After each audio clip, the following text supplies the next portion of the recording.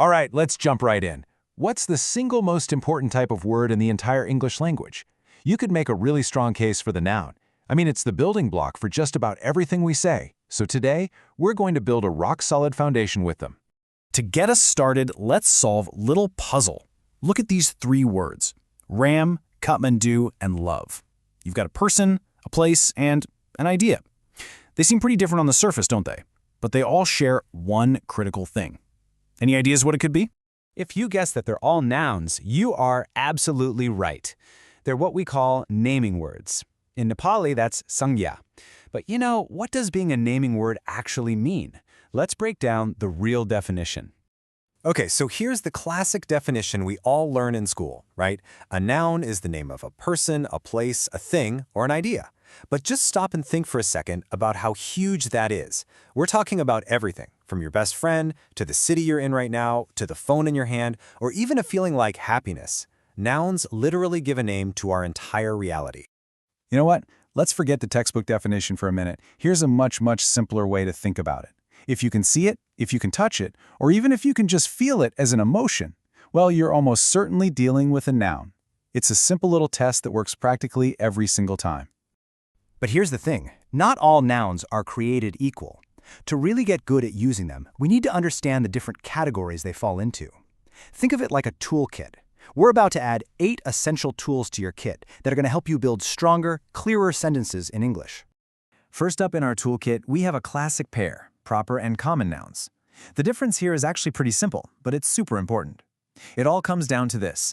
Are you talking about one specific thing, or are you talking about any one of those things in general? A proper noun? Well, it's kind of like a name tag. It points to one unique, specific person, place, or thing, like Kathmandu. And the dead giveaway? It always starts with a capital letter. A common noun, on the other hand, is just the general category, like city, right? There are thousands of cities in the world, but there's only one Kathmandu. Just take a look at these examples. Kathmandu is the proper noun, the specific name, while city, or Saher, is the common noun, the general category. It's the exact same thing with Ram being a specific person, while boy, or Keta, could be any boy. See? It's all about specific versus general. Okay, on to our next pair of nouns. This one deals with a totally different kind of contrast. It's not about being specific or general. It's about being physical versus non-physical. The big question is, can you touch it or can you only think about it? Now, this is a powerful distinction.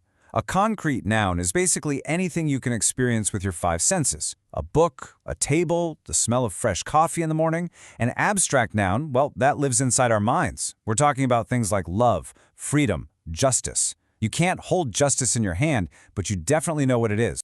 Think about it this way. A phone is concrete. You can literally hold it in your hand. But love, or maya, that's something you feel inside. You can take a bite out of a concrete apple, but you can only demonstrate the abstract idea of honesty, or imandari.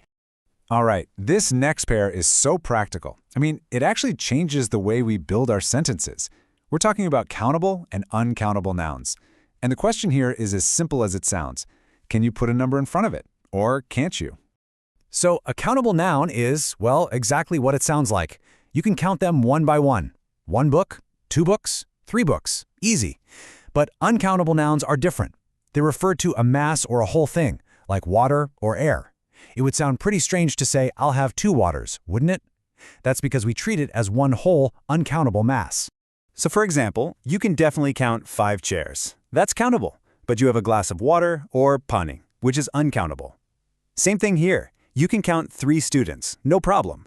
But you have a bowl of rice or chamel. We don't really count each grain of rice, we just think of the substance as a whole. We are almost there. We're going to add the final 2 tools to our noun toolkit, collective and material nouns. These are super useful for talking about groups of things and what those things are actually made of. A collective noun is such a handy shortcut. It's one word to describe a whole group, like a team of players or a family. And a material noun just tells you the substance something is made of. Pretty straightforward. This table is made of wood, that ring is made of gold. For instance, a team, or tim, that's one word that means a whole group of players. A class, or kaksha, is one word for a whole group of students.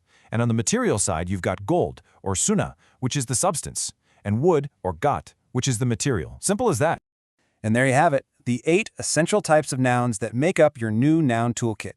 Now that we have all the pieces, let's do a super quick recap to put it all together.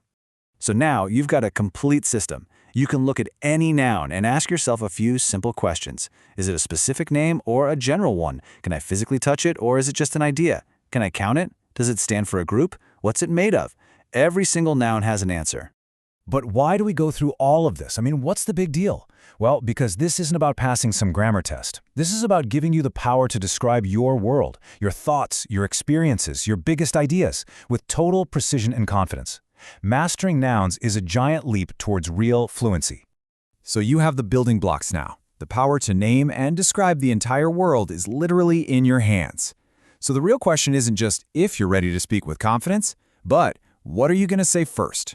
Get out there and start building your world, one word at a time.